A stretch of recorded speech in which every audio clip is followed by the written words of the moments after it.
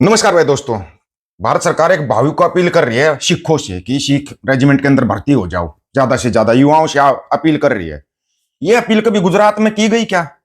गुजरात में करनी चाहिए ना ये अपील। भाई गुजरात के युवाओं ज्यादा से ज्यादा सेना में भर्ती हो जाओ। क्यों नहीं की गई? ये 4 साल का जो तुमने नोटंकी चला रखी है, इसके लिए चाहिए तुम्हारे को सिख चाहिए या हरियाणा से इन जाटों के बच्चों को ले जाओ और बस इनको एक झुंझुना पकड़ा दो, झुंझुने को बजाते रहेंगे।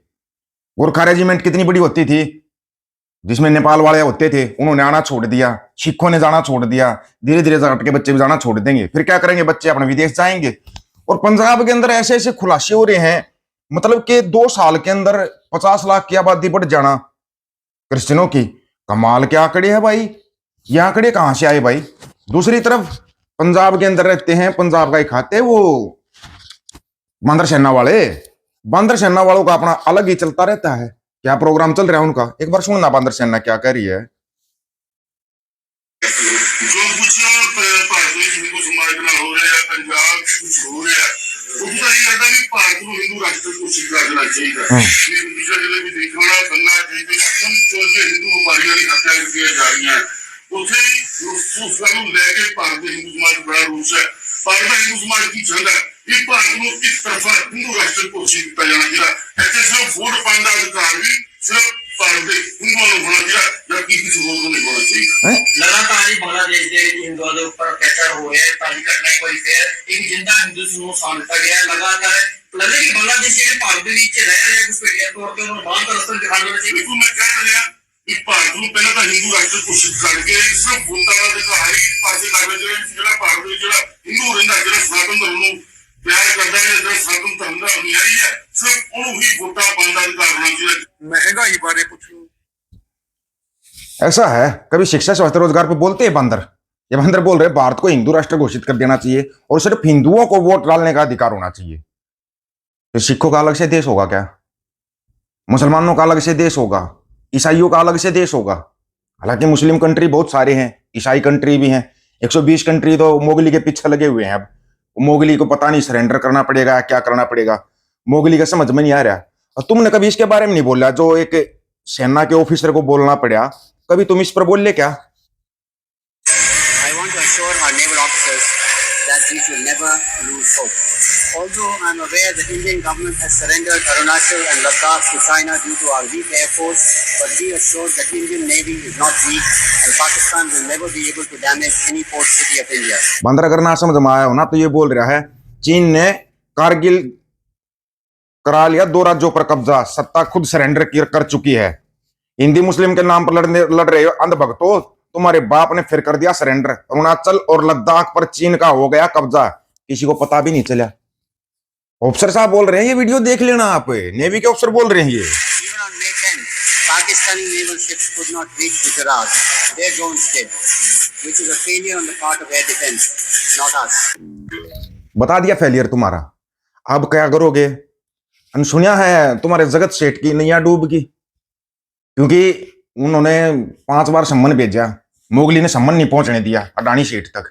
अब उन्होंने ईमेल के जरिए डायरेक्ट भेजने की तैयारी कर दी है। ईमेल के जरिए भेजेंगे, उठा के लेके आएंगे। उसका असर क्या होया? उसका असर ये होया कि लंका लग गई तुम्हारी जगत सेठ की। लंका बुरे तरीके से धड़ाम धड़ाम की आवाज तो आ ही रही होगी तुम्हारे को शेयर मार्केट से। 12 लाख करोड़ स्वाहा, बड़ा कमाल चल रहा है। एक दिन में 6 लाख करोड़ जाते हैं। अडानी समूह के शेयरों में भारी गिरावट, अमेरिकन सम्मान और कमजोर नतीजों के बाद 13% तक टूटे भाव। वाह। अडानी समूह के शेयरों में शुक्रवार को 13% तक की गिरावट दिखी। इस गिरावट का क्या कारण है, जानते हैं भाई इसके बारे में।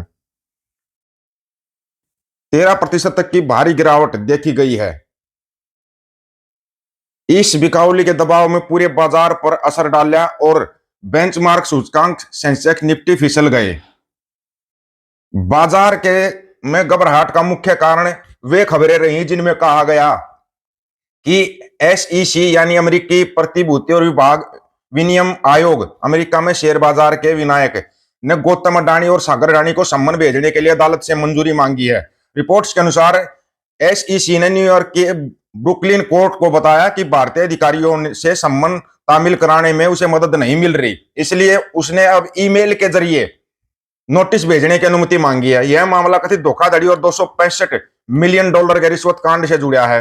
नवंबर 2024 में दायर मुकदमे में अडानी ग्रीन एनर्जी लिमिटेड से संबंधित भ्रामक बयान देने और अमेरिका प्रतिबद्ध कानूनों के उल्लंघन का आरोप लगाया गया था। इतने कमजोर नतीजे हैं कि इनका खेल बिगड़ चुका है। सारा का सारा समूह के शेयर टूटते जा रहे हैं। फ्लैगशिप कंपनी अडानी इंटरप्राइजेज का शेयर 9.38% टूट गया।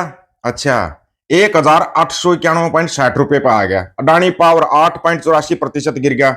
अडानी पोर्ट से 7.81% गिर गया। Adani total gas 7.55। ये अडानी के नहीं गिर रहे भाई, ये आपके और हमारे पैसे गिर रहे हैं। रुपया कहां है? 91.74 डॉलर। $1 91.74 रुपए। शतक मारेगा फरवरी में। और हाँ, तुम्हारे को अच्छी सलाह दी थी, दोबारा फिर बता रहे हैं, तुम इस सलाह पे अमल कर लेना, ठीक है ना? अमल कर लोगे तो फायदे में रहोगे। टाइम से अपने केले के पेड़ लगा लो अपने घर के बाहर। झिंगलाला हुर करोगे उस दौर में पहुंचोगे। इतना नुकसान हो चुका है और फरवरी में तुम्हारे को पहुंचा देगा। वो फरवरी में पहुंचा देगा तुम्हारे को, चिंता मत करना। कहीं सोच रहे हो तुम ज्यादा लंबा इंतजार करना पड़ेगा, नहीं नहीं नहीं।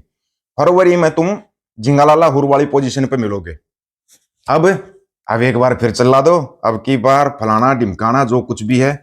और तुम्हारे लिए शर्मनाक है कि एक अमेरिकन लड़की के साथ जो दिल्ली में होया, उस पर भी एक्शन लेगा अमेरिका। एक्शन लेगा, ऐसे नहीं कहीं छोड़ देगा। लेकिन तुम्हारे को क्या है भाई, तुम तो अपना आराम से रहो। ईयू से होगा बड़ा समझौता, यूरोपियन यूनियन से, उन्होंने भी झटका दे दिया। यूरोपियन यूनियन ने 2 साल के लिए खत्म किया जीएसपी का लाभ। भारत के 87 निर्यात पर लगेगा ज्यादा टैरिफ। पहले तो अमेरिका टैरिफ लगा रहा था, अभी यूरोपियन यूनियन ने भी टैरिफ लगा दिया। जा कहां रहे हो तुम?